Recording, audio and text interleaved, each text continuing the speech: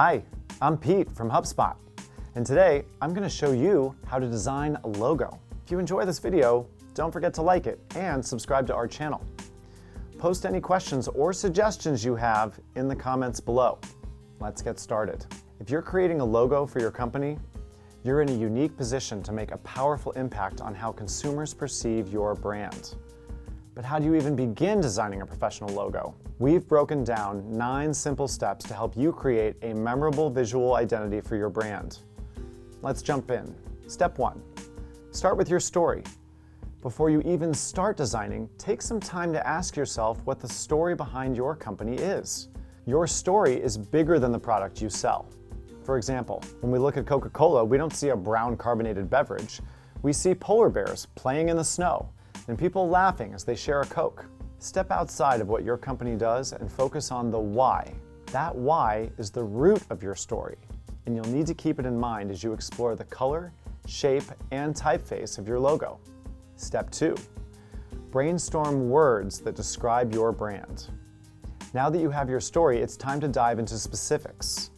Open thesaurus.com and enter a term that best describes your product into the search bar. For example, if you're in the clothing industry, you might simply type in clothing. You'll be surprised by how many descriptive synonyms appear. You can even click these results to start new searches and dig deeper as you zero in on the words that best capture your brand. Find 5 to 10 words that describe not only what you do, but also why you do it. Step 3. Start sketching out your first visuals. Armed with your story and a few keywords for direction, grab a pencil and paper and start sketching every idea that comes into your head. Allow each new concept to evolve on its own. Don't get frustrated if the first few aren't right. Keep refining, using previous sketches to influence the outcome of new ones. You might focus these sketches on a shape, the name of your brand, or both. As you start to translate your thoughts into visual elements, keep the following things in mind. Keep it simple. If you can sketch the most symbolic components in 7 seconds or less, you're in good shape. Avoid visual cliches and commonly used symbols. These generic elements are easily forgotten at first glance. Colors can either be your best friend or your worst enemy. Don't choose more than 3 colors and select colors that complement your brand's vibe. Remember, you don't need to get it right on the first try. This stage is about starting to get your ideas down on paper. Step 4.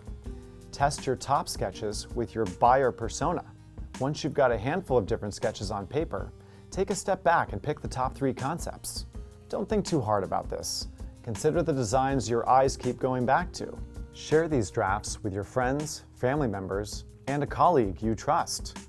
If possible, bring these sketches to someone who best fits your buyer persona or your ideal customer profile. Use their feedback to select one final concept to develop into a design. Step 5. Refine your selected sketch. Congratulations, you're well on your way to having an awesome logo. Once you've identified a sketch to run with, it's time to refine it and perfect the story you started in step 1. To begin refining your logo, look back at the terms you identified when you first used thesaurus.com. Now look at your chosen sketch and ask yourself, which terms does this sketch not yet capture? Use them to develop your sketch further. Step 6. Develop your logo's layout on a free design platform. Now, it's time to get technical and turn your paper drawing into a usable digital format. To bring this design to life, you have many free design platforms available to recreate your sketch. A quick Google search for Free Logo Maker or Free Logo Designer will point you in the right direction. Step 7. Finalize your colors. Always be sure to have logo color variations for both dark and light backgrounds. That might mean only having to change the color of your font, or in some cases, you might have to change the color of your entire logo. Step 8. Finalize your font. This is the time to combine text with imagery. Believe it or not, your font choice can say a lot about your business. You can choose a font that's either serif or sans serif. A serif font has tails on the letters and is usually associated with a more classic, elegant feeling. A sans serif font doesn't have any tails on the letters and usually gives off a more modern vibe. Step 9. Ensure scalability. Logos are meant to represent your company on multiple platforms, in print, on your website, on social media, and across. You want a logo that can be blown up super large for a billboard, but also scaled down for screening onto the side of a pen. Every part of your logo should be legible, even when it's scaled to different sizes. And that's it. You have a great new logo that reflects your brand's story. Need some additional help designing your logo? Click the link in the description to learn more. Thanks for watching.